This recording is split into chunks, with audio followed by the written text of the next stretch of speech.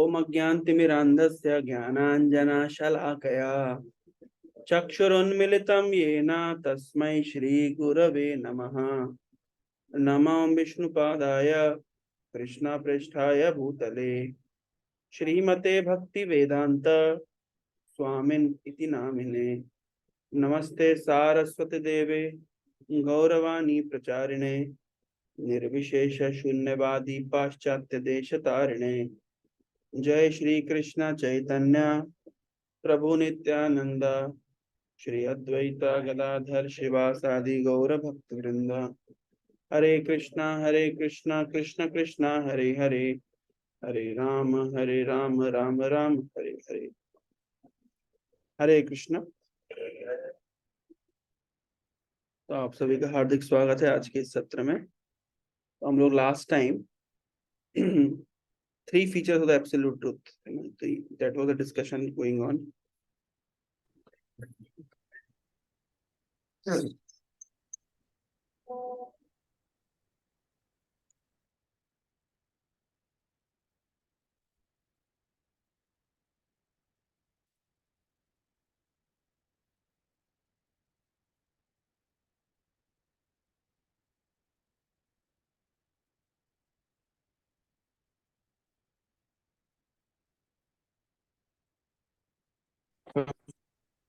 Yes. तो प्रभु स्वागत है आपका। So last time we were discussing three features of the absolute truth, है ना। और वो कौन कौन से थ्री फीचर्स हैं याद है?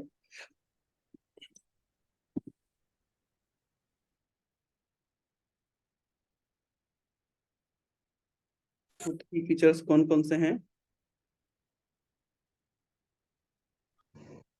जी, एक ब्रह्म है, एक परमात्मा है और दूसरा भगवान है।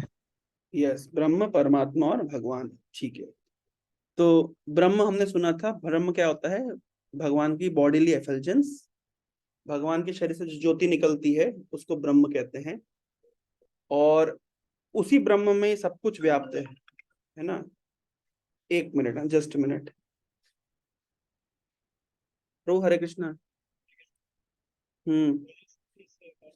देखो, आप जब ऊपर चढ़ोगे ना तो क्या कहते हैं,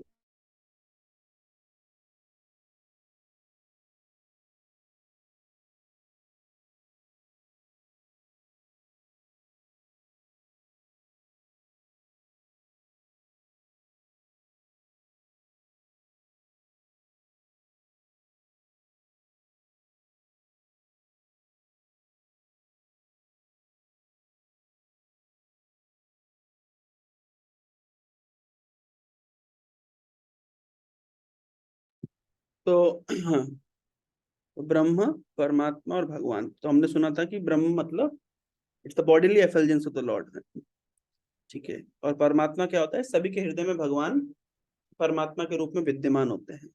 परमात्मा का फंक्शन क्या होता है, कोई बता सकता है? परमात्मा क्या करते हैं हृदय में बैठ करके? उनका फंक्शन क्या होता है?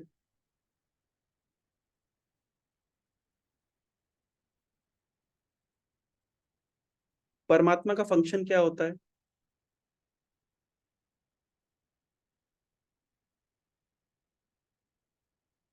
पुरुषोत्तम प्रभु, अभिषेक, परमात्मा का फंक्शन क्या होता है? क्या करते हैं परमात्मा? गुरुजी, मुझे लगता है जो मैं बता सकता हूँ, हाँ मैं पूरा बताइए। श्योर नहीं हूँ। अब मुझे लगता है कि मतलब जब हम कोई डिसीजन लेते हैं, ठीक है, दो मार्ग होता है, एक तो मतलब अधर्म होता है, एक धर्म होता है। अगर ऐसा सिचुएशन हो तो जो मतलब हमेशा जो सही मार्ग दिखाता है, वो मतलब वेरी परमात्मा गुड। हमारे अंदर। यस, बहुत अच्छा ही। मैं एक छोटे से एग्जांपल से आपको समझाता हूँ। जैसे मान लीजिए अभिषेक, आप किसी दुकान पे गए और आपको 2,000 रुपए का सामान, मतलब आपको 1,500 रुपए का सामान खरीदना था, आपने 2,000 का नोट पकड़ाया, तो दुकानदार आपको कितने रुपए वापस करेगा? गुरुजी, थोड़ा इंटरनेट की वजह से सुनाई नहीं दिया, दोबारा आप एक बोलेंगे? दुकान पे गए, आपने जी। 1,500 रुपए का सामान खरीदा और आपने दुकानदार को 2,000 का नोट दिया, तो दुकानदार आपको जी, कितने रुपए वापस करेगा? 500 रुपया। 500 रुपए। लेकिन गलती से उसने आपको 700 रुपए वापस कर दिया। जी।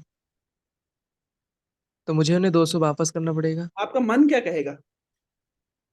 मन कहेगा कि रख लो। बुद्धि क्या मन का कहेगी? बुद्धि कहेगी उसे दे दो, ये अच्छा नहीं है, अधर्म है।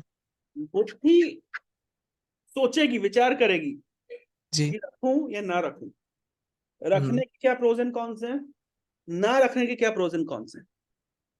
रखने से क्या होगा, ना रखने से क्या होगा। अगर मैं रख लेता हूं तो, लेकिन यार देखो कर्म का फल होता है ना। आज अगर मैं किसी का पैसा रख लूंगा तो चाणक्य पंडित कहते हैं कि हम अधर्म के धन को 10 साल तक रख सकते हैं, और 11वें साल हमको इंटरेस्ट के साथ चुकाना पड़ता है। तो बुद्धि का काम क्या होता है? डिस्क्रिमिनेशन, विचार करना सही और गलत में। तो मन क्या बोलेगा? मन बोलेगा कि रख लो, और ये बुद्धि अच्छा क्या है। बोलेगी? बुद्धि मतलब विचार करेगा, ये क्या अच्छा है करें, कि। रखूं या नहीं रखूं। हाँ जी। लेकिन अंदर से एक आवाज आएगी। क्या ये आएगी गलत है, आवाज? गलत ये है, गलत है। ये गलत है, मत करो। तो ये आवाज किसने लगाई? परमात्मा ने। परमात्मा ने। अब फाइनल डिसीजन किसके पास है? फाइनल डिसीजन हमारे पास है। हमारे पास, सोल के पास। यस। अब अगर हम परमात्मा की बात को सुन करके, अगर हम परमात्मा की बात को सुन करके और जी। 200 रुपये लौटा देते हैं, तो हमारी चेतना का विकास होगा। हम हैप्पी फील करेंगे विद इन। जी। और अगर हम परमात्मा की बात को नजरअंदाज कर देते हैं और माइंड की बात को सुन लेते हैं, और छोटे से लालच के लिए हम उस 200 रुपये का रख लेते हैं, हमें क्या होगा? उस गिल्ट। टाइम तो अच्छा लगेगा, फिर बाद में मतलब बुरा लगेगा। बाद में गिल्ट होगा। ये गिल्ट क्या जी। है? This guilt is nothing but the voice of परमात्मा। गिल्ट क्या जी। है? अंदर से ये भगवान आवाज लगा के बोले तुमने गलत किया। कभी ऐसा होता है, अगर हम कोई गलत वीडियो देख लें, गलत तरह की काम करें, गलत तरह की बातचीत करें, उस समय तो माइंड को अच्छा लगता है, इमीडिएटली माइंड एंड इंद्रियों को, सेंसेस को अच्छा लगता है। लेकिन बाद में गिल्ट होता है। गिल्ट मतलब कौन आवाज लगा रहा है? तो परमात्मा का आवाज है। हाँ, क्या बात है।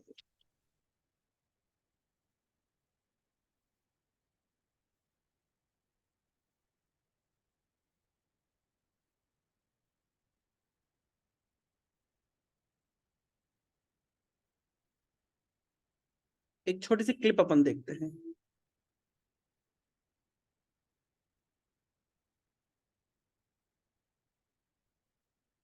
दिख रही video? We were speaking last night at Shivaji Park. आवाज आ रही थी आप लोगों को? जी जी गुरुजी, ठीक आ है, रही है। ध्यान से देखिएगा, है ना।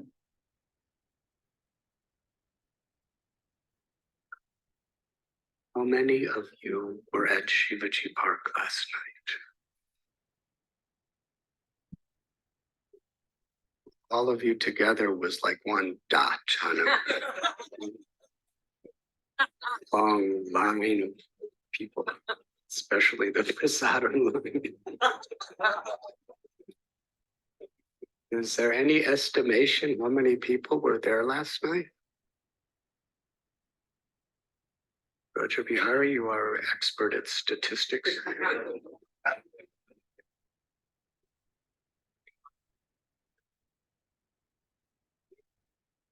According to Raj Bihari Prabhu's calculation, coming to Radhikapati Prabhu, there was 175,000 people there.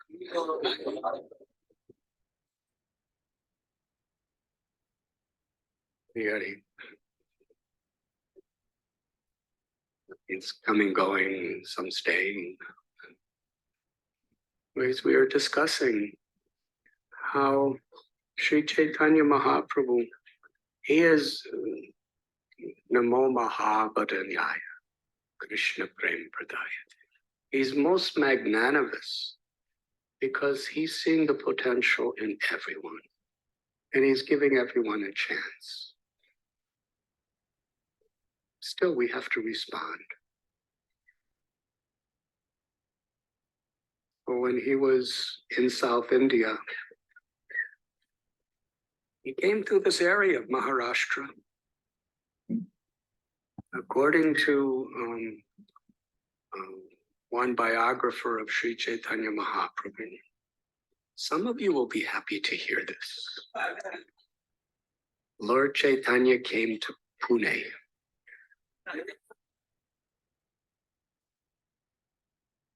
And it said that it reminded him of Navadvip because there were so many educational institutions.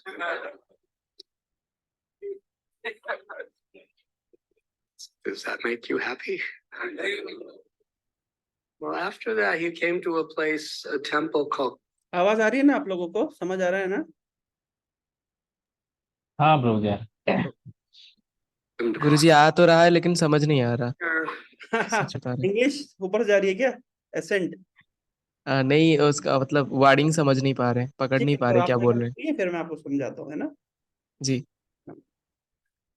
It was a very sad situation. The priests of the temple were extremely manipulative and exploitative. And there were young girls who were not married. For whatever reason, they were not married. So they seduced these girls to marry their deity. And once they married their deities, they were told, now you are heavenly goddesses and you could do anything you want. You are above the laws and all the rules of this material world. And the deity wants you to rob, to steal, to kill, to become prostitutes. And they didn't know what else to do. They were kind of like slaves. And first, when they started doing all these nefarious, horrible things, they felt so guilty in their hearts. But they were being given a whole philosophy to rationalize that this is the will of God speaking to you. You are his wives. You must do it. So they did it, and they did it. And what was once a state where they were very guilty about it because they kept doing it again and again, they had no remorse. They had no guilt. That's the way human nature is.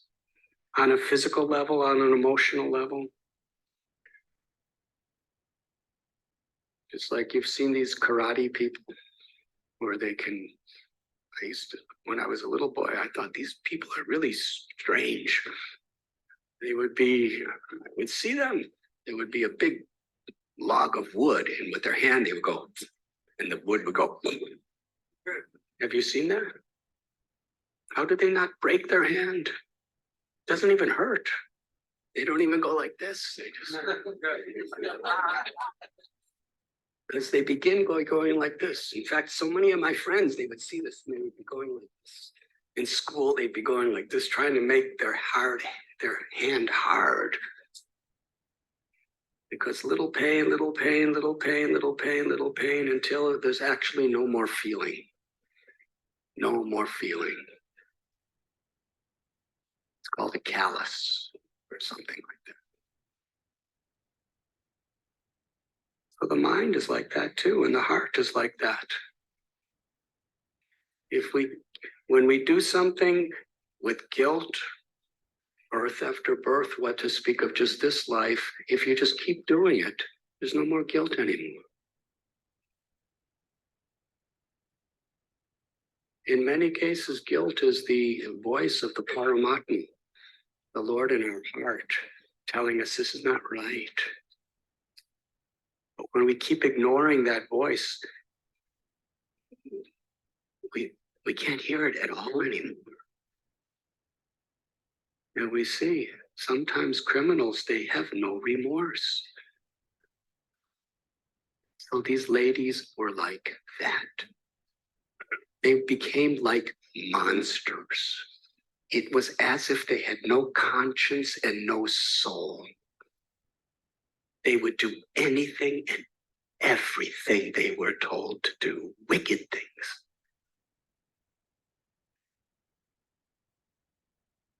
And they thought they were happy because they were living a very high life. but deep down inside they suffered so bad. And Lord Chaitanya, he came to that temple. At that time, he was only about 26 years old. He was very beautiful. And they were hardcore murderous prostitutes. They were looking at him because he was the most beautiful personality in the whole existence. And he looked at them and incessantly wept in pity for them. Nobody else did that. They were abominable. He didn't want to enjoy them. He didn't want to manipulate them like everybody else. He wasn't afraid of them. He cried because he saw their eternal souls and he saw the terrible disease they were suffering. They were beside themselves. His compassion melted their egos to such an extent that they realized what they have been doing. They felt total shame. Like a tsunami wave of shame came upon them. And they saw that he really cared. And all together, they fell and did their dandavats at his feet. And they started crying and begged, please save us. Please save us. And then they were ready. They were ready for his instruction.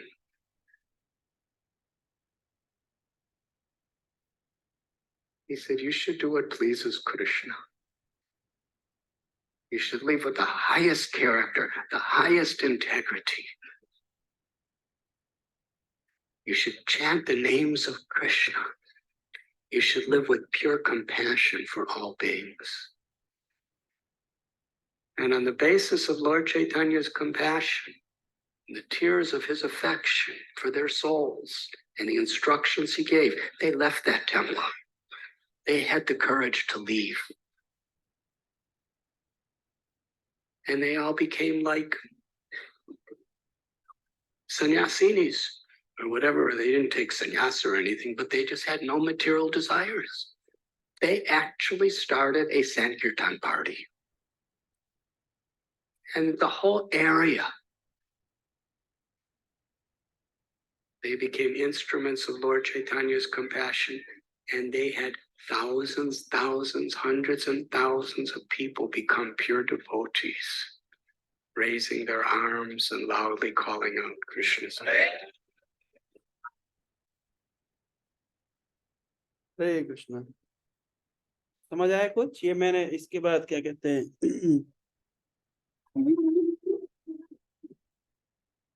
अभिषेक? हाँ, गुरुजी समझा दीजिए कुछ like briefly थोड़ा। हाँ। तो ये एक घटना है, चैतन्य महाप्रभु जब दक्षिण भारत की यात्रा पे गए थे तो कुछ समय के लिए पुणे में भी गए थे। तो वहां पे ऐसी कोई स्त्रियां थी जिनका विवाह नहीं हुआ था, तो उनको किसी ने बहला फुसला करके एक मंदिर के मूर्ति के साथ शादी करा दी। और फिर वो लोग उनको गाइड करते थे कि तुम चोरी करो, डकैती करो, मर्डर करो और इस तरीके से प्रोस्टिट्यूट बन जाओ, वैश्य बन जाओ। तो वो लोग भोली भाली थी और उस तरह वो बन गई। तो जब वो इस प्रकार गलत काम करती थी तो उनके हृदय में आवाज आती थी भगवान की, परमात्मा मतलब गिल्ट आती थी। महाराज कह रहे हैं guilt is the voice of परमात्मा, है ना। लेकिन जी। जब उन्होंने उस वॉइस को इग्नोर करना शुरू कर दिया, मतलब अब अंदर की आवाज को नहीं सुनते थे, तो फिर क्या हुआ? फिर उसके बाद में उसके बाद में वॉइस को नहीं सुनते थे, परमात्मा की आवाज को, तो क्या हुआ?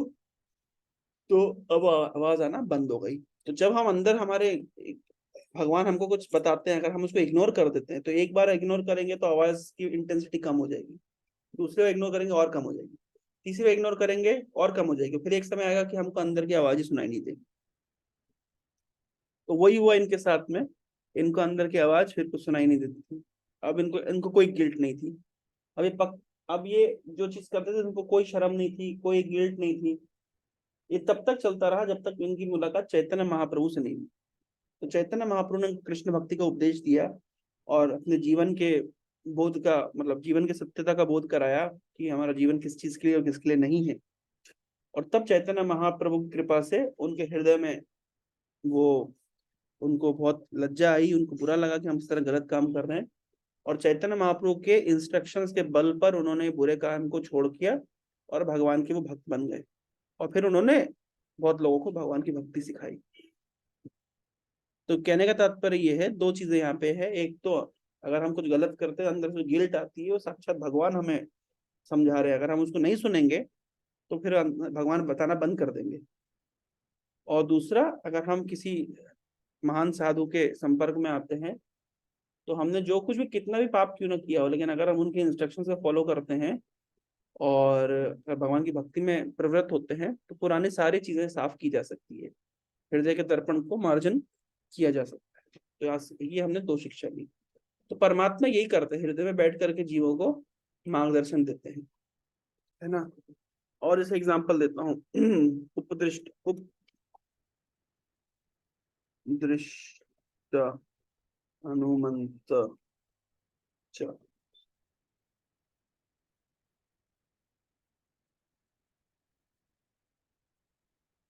तो ये भगवद गीता का एक श्लोक है,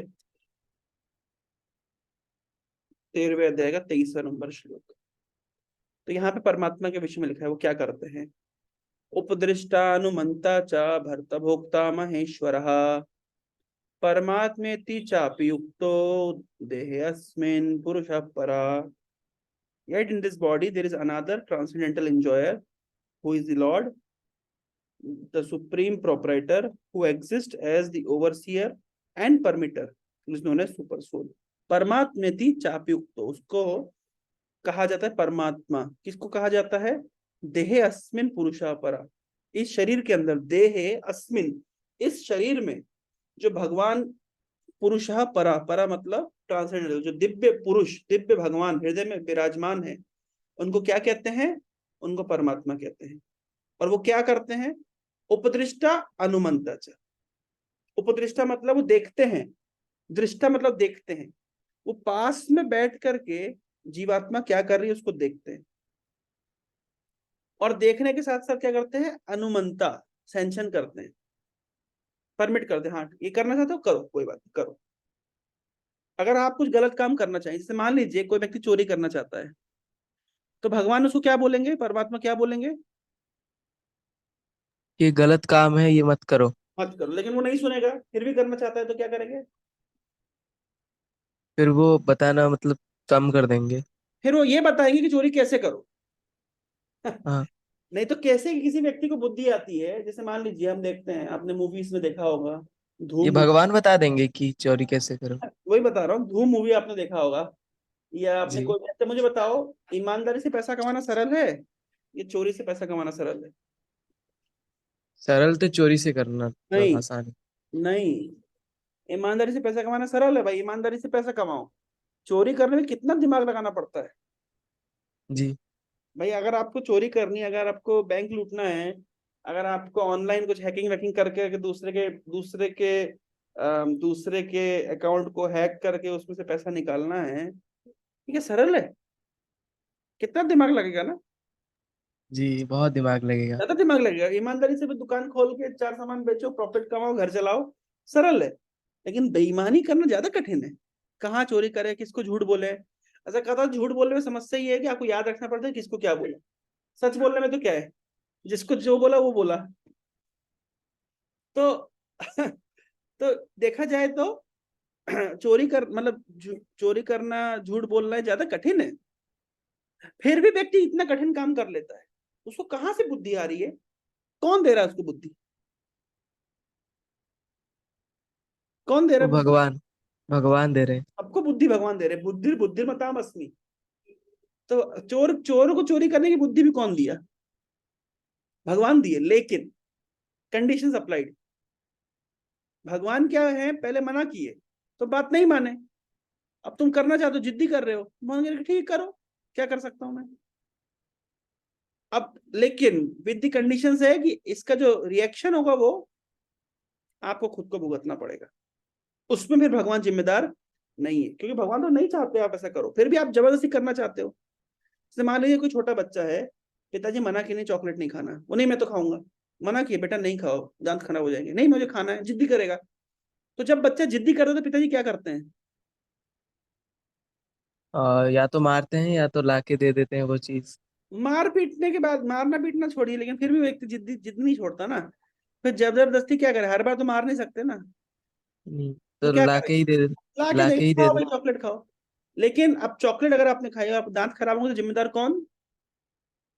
जिम्मेदार मैं पुत्र खुद। जिम्मेदार नहीं होंगे, फिर वो पुत्र जिम्मेदार होगा। तो लोग बोलते हैं ना कि अगर दुनिया में सब बुरा काम हो रहा है तो भगवान क्या कर रहे हैं?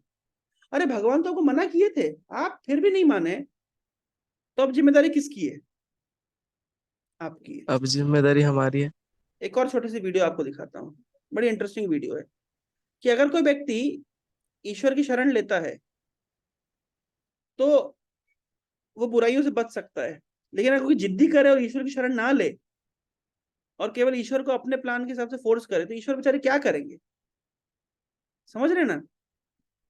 एक छोटा सा वीडियो आपको दिखाता हूँ, बड़े इंटरेस्टिंग वीडियो है। और जी ये जो श्लोक आपने अभी दिखाया इससे मुझे एक चीज ये लगा कि भगवान मतलब हमारे बहुत अच्छे दोस्त हैं। चाहे जी तुम गलत करो या चाहे वो मतलब सही करो, देखो, वो हमेशा गलत भी साथ करो तो रहते रहते तो हैं। साथ में ही रहते ना। आप जब माँ के गर्भ में थे तो साथ में कौन था? भगवान थे ना। हाँ साथ में भगवान थे। हमेशा थे। आप, हम जब कुत्ते के शरीर में थे, बिल्ली के शरीर में थे, चूहे के शरीर में थे, हमारे साथ कौन था? भगवान कभी साथ नहीं छोड़ते। भगवान ही थे। जी। भगवान हमेशा हमारे साथ में रहते हैं, लेकिन समस्या ये है कि भगवान हमें अच्छी शिक्षा दे भी रहे तो हम सुनते नहीं है। तो अंदर में बैठकर हाँ भगवान परमात्मा के रूप में अच्छी शिक्षा देते हैं, बाहर से शास्त्रों के माध्यम से, संतों के माध्यम से शिक्षा देते हैं। लेकिन अगर संतों के माध्यम से और शास्त्रों के माध्यम से अगर भगवान शिक्षा दे, हम शिक्षा का स्वीकार ना करें, तो गलती किसकी है? अगर हम शिक्षा ना ले तो हमारी गलती।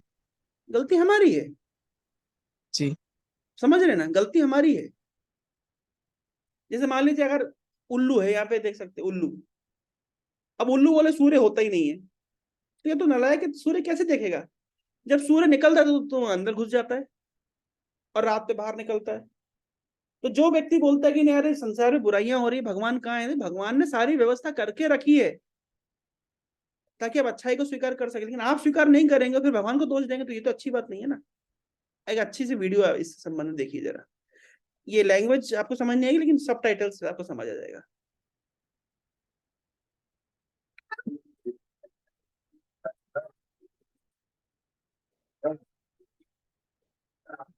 ¿Verdad? Bien.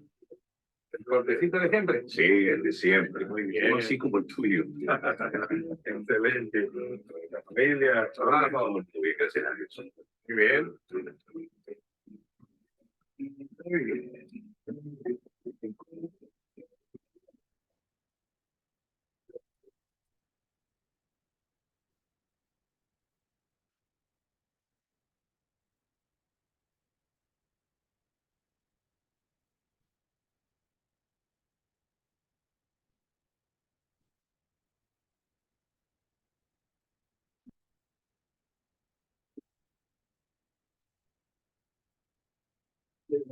Para acá.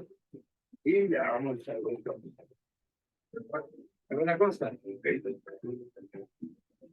Yo no creo que Dios existe. ¿Qué dice eso, bebé? Es muy fácil. Al salir a la calle nos damos cuenta de que Dios no existe. Y si no, dígame, si Dios existe, ¿por qué hay tantas personas enfermas? ¿Por qué hay niños abandonados? Oh, mi amigo, si Dios existiera, no habría sufrimiento, no habría tanto dolor para la humanidad. Puedo entender por qué si existe un Dios, permite que puedan pasar todas estas cosas.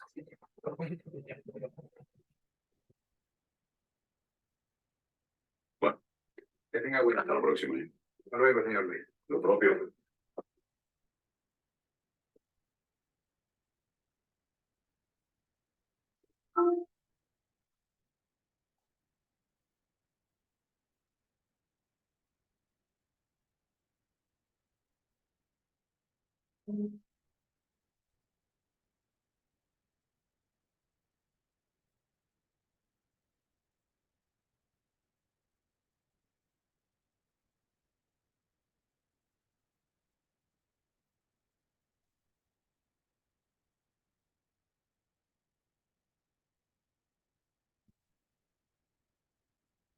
¿Sabe una cosa?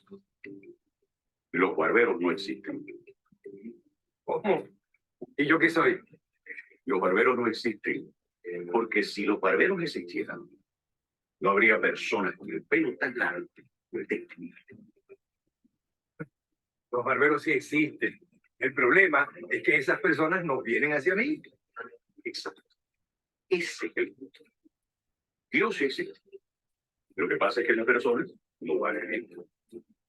Por eso hay tanta miseria y dolor.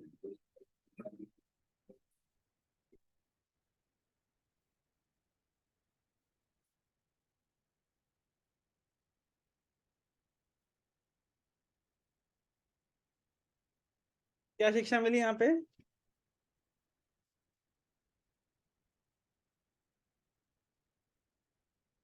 क्या शिक्षा मिली? भगवान के पास नहीं जाओगे तो कैसे help कर। ये एग्जाम्पल कितना सिंपल और सरल एग्जाम्पल है, नहीं? भगवान है, अगर भगवान के पास जाओगे नहीं, उनने उनने सारे माध्यम बना के दिए, शास्त्र दिए हैं, साधुओं को भेजा है, अब फिर भी इन सब माध्यमों के से उनकी शरण नहीं स्वीकार करोगे तो फिर क्या समाधान है? कुछ नहीं कर सकते। अभिषेक, वीडियो क्लियर हुई? जी गुरु जी। तो यही काम है, परमात्मा हृदय में बैठ करके जीवों को मार्गदर्शन देते हैं, है ना? नहीं तो कैसे देखो, हम छोटे छोटे एग्जांपल, दो चार एग्जांपल से आप समझ जाओगे परमात्मा कैसे जीव को मार्गदर्शन देते हैं। आपने देखा होगा कि भारत में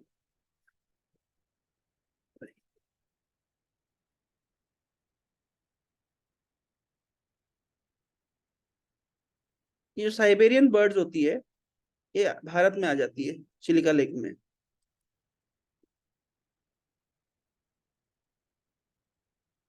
तो सर्दी के मौसम में इन पक्षियों को कैसे पता चलता है कि भारत चले जाना है, हमको चिलिका में चले जाना है?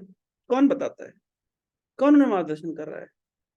और जब ये आते हैं तो एक ऐसे वी शेप बना करके आते हैं, ताकि ये हवा के रेजिस्टेंस को काटते हुए आए।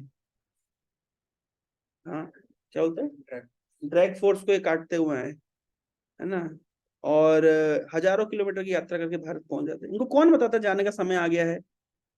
क्योंकि वहां पे सर्दी बढ़ जाती है, तो वहां की सर्दी असहनीय होती है, तो भारत की सर्दी सहनीय होती है, तो वो आ जाते भारत में। कौन उन्हें मार्गदर्शन दिया कि चले जाओ? आप किसी कमरे के बीच में एक एक एक शुगर का अगर दाना रख दोगे, शुगर का एक पार्टिकल रख दोगे, तो चींटियों को पता चल जाता है कि वहां पे शुगर है, उनको लेके जाना है। कोई कीड़ा मर जाता है तो बहुत सारी चींटियां आती है, उस कीड़े को राम नाम सत्य करके ले जाती है। क्या मैकेनिज्म बनाया भगवान ने? एक माइक्रो ऑर्गेनिज्म के हृदय में भगवान प्रेरणा करते हैं कि तुम्हारा काम है डेड बॉडीज को खा जाओ, ताकि नहीं तो वो डेड बॉडी बदबू मारती। यस और नो? तो ये सब हृदय में कौन प्रेरणा कर रहा है? ये सब परमात्मा प्रेरणा करते हैं। आप समझ रहे हैं? मैं कुछ समय पहले की एक घटना आपको बता रहा हूँ, रियल घटना है ये। तो हमारा एक मित्र था, तो वो मित्र नरसिंह चतुर्दशी, नरसिंह देव की जिस दिन आविर्भाव हुआ, नरसिंह चतुर्दशी मनाते हैं। तो मैं एक रात पहले उसके साथ बैठा, बातचीत किया, हम लोग कुछ समय साथ में स्पेंड किए। वो डिवोटी था एक। और दूसरे दिन नरसिंह चतुर्दशी के दिन वो उज्जैन में नरसिंह देव के मंदिर में गया, महाकाल के मंदिर में गया। पहले तो महाकालेश्वर को प्रणाम किया, और फिर नरसिंह देव उस स्थान पे गया जहाँ पे नरसिंह देव ने हाथ धोए थे हिरण्यकशिपु को मारने के बाद। नरसिंह घाट करके स्थान है उज्जैन में। नरसिंह देव को प्रणाम किया, नरसिंह मंदिर में जाकर फिर घाट में स्नान करने गया, और वहां उसकी मृत्यु हो गई, वो डूब गया। तो फिर जब हम उसकी डेड बॉडी को मतलब अंतिम संस्कार के लिए लेकर के जा रहे थे, तो शमशान घाट में एक जगह लिखा हुआ था कि लावारिस लाशों को जलाने के लिए यहाँ संपर्क करें, लावारिस लाशों के अंतिम संस्कार के लिए यहाँ संपर्क करें। मुझे बड़ा आश्चर्य हुआ कि देखिए, कोई व्यक्ति ये प्रोफेशन भी कर सकता है। क्या उसका काम है, क्या उसकी सेवा है? लावारिस लाशों को जलाना।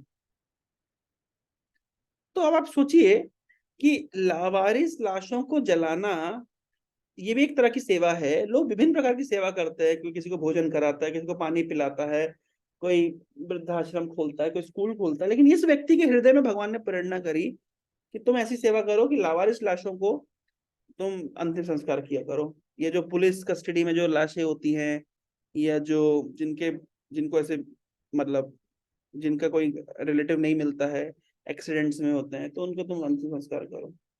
तो हर दिन वो यही सेवा करता है। तो ये उसके हृदय में ये प्रेरणा कौन कर रहा है कि तुम इस प्रकार की सेवा करो? ये प्रेरणा किसने करी?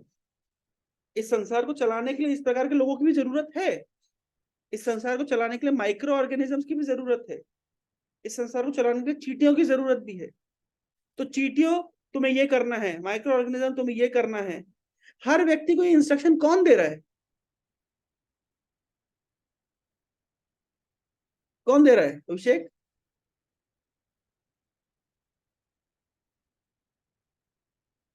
पुरुषोत्तम प्रभु कौन दे रहा है इस प्रकार का इंस्ट्रक्शन? भगवान परमात्मा के। परमात्मा। किसी को डॉक्टर बनने के लिए इंस्पायर करते हैं, किसी को इंजीनियर बनने के लिए इंस्पायर करते हैं, किसी को अलग अलग व्यक्ति को अलग अलग तरीके से इंस्पायर करते हैं, ताकि ये संसार चलता रहे, चलता रहे। तो ये प्रेरणा कौन कर रहा है? ये प्रेरणा भगवान कर रहे हैं, परमात्मा हृदय में बैठ करके। तो परमात्मा का बहुत ही एब्सोल्यूट फंक्शन है, समझना पड़ेगा उसको। एक और श्लोक बता करके मैं आज की क्लास को एंड करूंगा। परमात्मा के फंक्शन को संबंधित एक श्लोक मैं आप लोगों को दिखाता हूँ।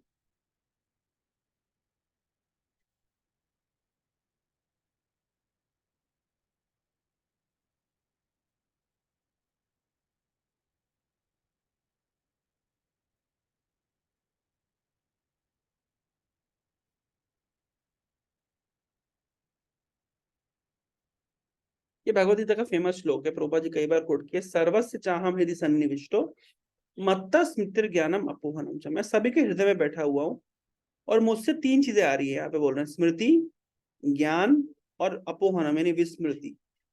जैसे मान लीजिए आप एग्जाम में जाते हैं, तो आप पढ़ के गए हैं, लेकिन एग्जाम के बीच में क्वेश्चन देख करके आपको आंसर याद आएगा कि नहीं आएगा? कौन प्रेरणा देता है? कौन याद दिलाता है? ये कौन याद दिलाता है? परमात्मा भगवान। ये परमात्मा याद दिलाते हैं, स्मृति।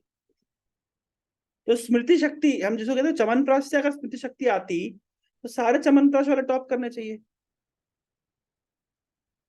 सबको चमनप्राश खा के टॉप कर लेना चाहिए, लेकिन नहीं होता ऐसा।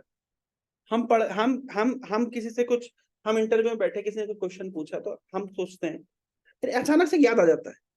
तो जो अचानक से याद आया, किसने आंसर दिया आपको? कौन आंसर दिया? बुद्धि में है, ठीक है, आपने पढ़ा है, सुना है, लेकिन आप तो भूल गए ना। वो याद दिलाएगा कौन? कोई सही समय पे सही तरह का एक्शन कौन याद दिलाता है? स्मृति शक्ति कहां से आती है? परमात्मा से आती है, रिमेम्बरेंस। और इतना ही नहीं, हम जिस प्रकार का कर्म करते हैं, जैसे मान लीजिए अगर हम मांसाहार करते हैं, तो अगर हम मांसाहार करते हैं तो प्रकृति कहती है कि अगर तुम मनुष्य शरीर में मांसाहार करोगे तो तुम्हें कर्मफल भुगतना पड़ेगा। तो प्रकृति बड़ी दया दिखा करके हमको एक शेर का शरीर दे देती है, टाइगर का शरीर या लॉयन का शरीर, कि जाओ तुम मांसाहार करो और बड़े अच्छे से करो, तुम्हारे शरीर की बनावट मांसाहार के लिए होगी। और ये क्या पका करके खा रहे हो? बढ़िया लाइव कैच करो, उसको खोल करके हॉट उसका खून पी जाओ, उसके फ्लैश को खा जाओ। तो ये शेर को शिकार करना कौन सिखाता है? पंछी को हवा में उड़ना कौन सिखाता है? अरे मनुष्य का बच्चा पैदा होता ही मतलब रोता है, माँ का दूध पीता है, दूध जैसे उसके मुंह में माँ का स्तन आता है, वो दूध पी लेता, पीना चला। उसको पीने की ट्रेनिंग किसने दी? आहार, निद्रा, भय, मैथुन, इसकी ट्रेनिंग कोई किसी को नहीं देता। हमारे ऊपर कुछ अटैक हो रहा है, हम अचानक से एकदम से अपने को बचाते हैं। ये हमारे सिस्टम में इनबिल्ट किसने किया है? ये सब परमात्मा ने गुरु जी। करते हैं, ये सब परमात्मा करते हैं। तो देखिए परमात्मा के साथ हमारा कितना फंक्शन है। ऐसा कहा जाता है कि सृष्टि में जब जीवात्मा थी, शरीर था, लेकिन जब तक परमात्मा प्रवेश नहीं किए शरीर खड़ा नहीं हुआ। तो परमात्मा कितना बड़ा रोल है। अपोहनम चा, भुलाते भी है परमात्मा। क्या भुलाते हैं? जैसे मान लीजिए शाम के, अब आपको सोने का समय हो गया, अगर आप दिन भर की चीजें भूलेंगे नहीं तो आप सो नहीं पाएंगे। उस समय भूलना जरूरी है। वो भुलाने का काम कौन करता है? आप सोते, रात की नींद आती रहती, आप सो रहे हैं, मतलब आप लेट गए लेकिन आपको नींद नहीं आ रही, दिमाग में बहुत कुछ चल रहा है, इनमें अचानक से आप देखते हैं कि नींद आने लगती है, धीरे धीरे आप जो चल रहा है दिमाग शांत हो जाता है, भूलते चले जाते हैं। ये व्यवस्था कौन करते हैं? ये परमात्मा करते हैं। जैसे मान लीजिए आप अभिषेक, कभी करंट लगा है? जी गुरु जी, बहुत बार लगा है। बहुत बार लगा है। कभी गाड़ी के साइलेंसर से पैर जला है? पैर नहीं, हाथ एक बार चला था। हाथ जला है ना? एक जी। कुकिंग करते समय कभी हाथ जला है? जी गुरु जी, कटा है, हाथ जला कटा भी है, है। हाथ कटता है, हाथ जलता है, करंट लगता है। जरा याद करो उस मोमेंट को जब वो करंट लगा था। वो याद करने से कैसा लगता है? याद करने से कुछ ज्यादा फील नहीं होता। याद करो, जरा करंट लगा था, जरा उस मोमेंट को याद करो। हाथ जला था, कटा था, जरा याद करो जरा। विशेष रूप से करंट लगा था। थोड़ा कभी अजीब सा लगता है गुरु जी। कभी नाखून दीवार पे घिसे हैं? दीवार पे। जाते हैं ना कभी, याद करो जरा कैसा लगता है। याद करने वाले से इरिटेशन होती है, पर हम जी। इसको भूल जाते हैं। क्यों भूल जाते हैं? कौन भुला देता है? परमात्मा भुला देता है। भूलेंगे नहीं ना, तो हम नॉर्मल लाइफ भी नहीं जी पाएंगे। लोग पूछते हैं कि हमें पूर्व जन्म याद क्यों नहीं रहता। अरे इसी जन्म में इतनी समस्या है। अब याद करो 10th क्लास का असाइनमेंट, होमवर्क, मतलब कितना अजीब लगता है ना यार। अच्छा वो निकल गया 10th, अब मैं कॉलेज में आ गया हूँ। ऐसा लगता है प्रीवियस आप देखते हैं इसी जीवन में, या माँ के गर्भ में हमसे हमें बहुत कष्ट मिला था, लेकिन हम भूल जाते हैं। अगर याद रहेगा तो हम नॉर्मल जीवन नहीं जी पाएंगे। तो फिर जब यही जीवन में इतना कष्ट है कि हम उसको याद करेंगे, तो मतलब उसको हम अगर भूलेंगे नहीं तो नॉर्मल लाइफ नहीं जी पाएंगे। तो अगर हम पिछले सब जीवन को याद रखेंगे तो कितना ही समस्या हो जाएगी।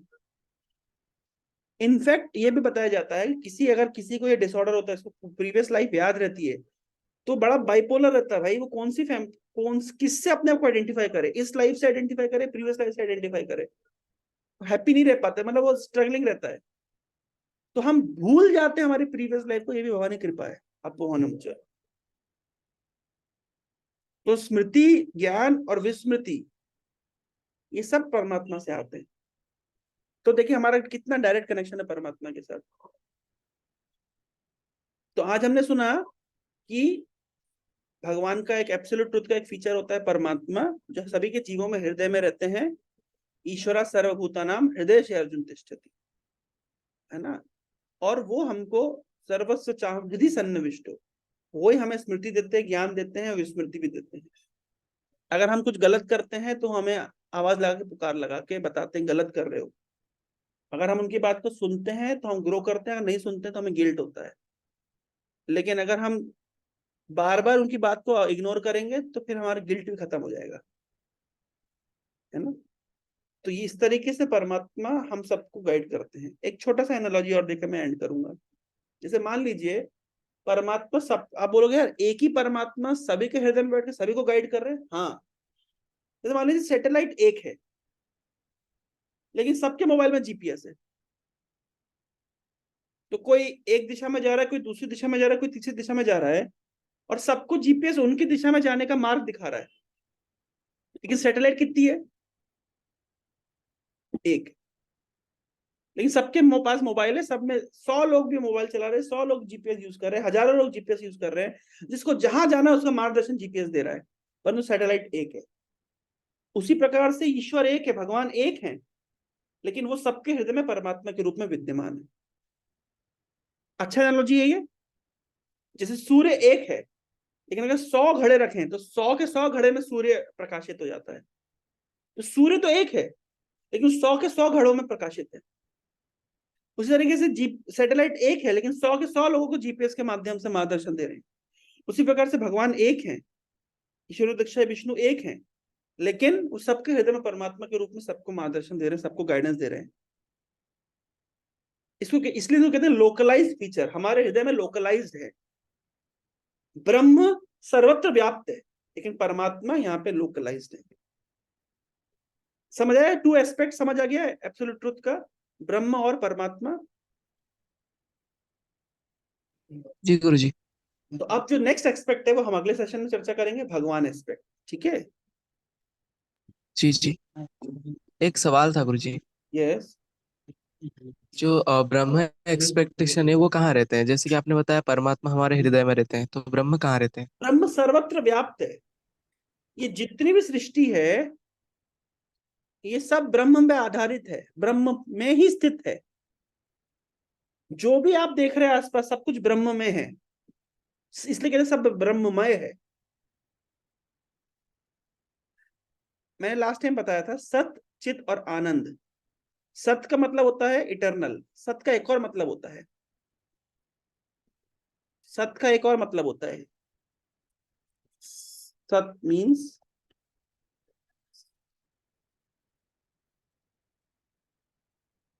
सत का मतलब क्या होता है? एग्जिस्टेंस। एग्जिस्टेंस। कोई भी चीज अस्तित्व में है तो कहाँ अस्तित्व में है? जैसे दिल्ली भारत में है, भारत धरती पर है, धरती सोलर सिस्टम में, सोलर सिस्टम ब्रह्मांड में। ये सारी सृष्टि कहाँ पर है? अस्तित्व में कहाँ है? सब कुछ किस पर आश्रित है? सब कुछ भगवान पे। भगवान की कौन से फीचर पर आश्रित है? ब्रह्म, ब्रह्म पे। है जी। ना? और ब्रह्म किस पर आश्रित है? ब्रह्म परमात्मा पे।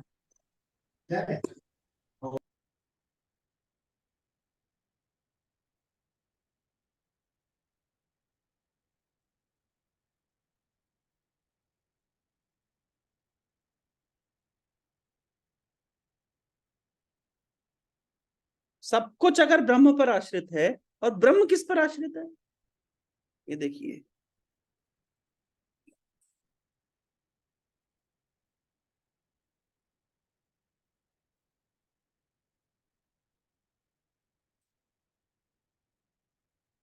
ब्रह्मणो ही प्रतिष्ठा हम। भगवान कह रहे हैं मुझ पर आश्रित है ये ब्रह्म। समझ पा रहे हैं? जी जी, है समझ ना आ रहा है। भाई? अगर जैसे कि सन रेज और सनशाइन सन के ऊपर आश्रित होती है, उसी तरीके से भगवान कह रहे हैं सब कुछ, अगर ये पूरा संसार, ये पूरी सृष्टि है, अनंत कोटि ब्रह्मांड, ये आध्यात्मिक जगत और भौतिक जगत, सब कुछ ब्रह्म पर आश्रित है। लेकिन अर्जुन ने पूछा फिर ब्रह्म किस पर आश्रित है? भगवान कह रहे हैं इधर। कैसे आश्रित है, एग्जाम्पल दे सकते हैं? बोले हाँ दे सकते हैं।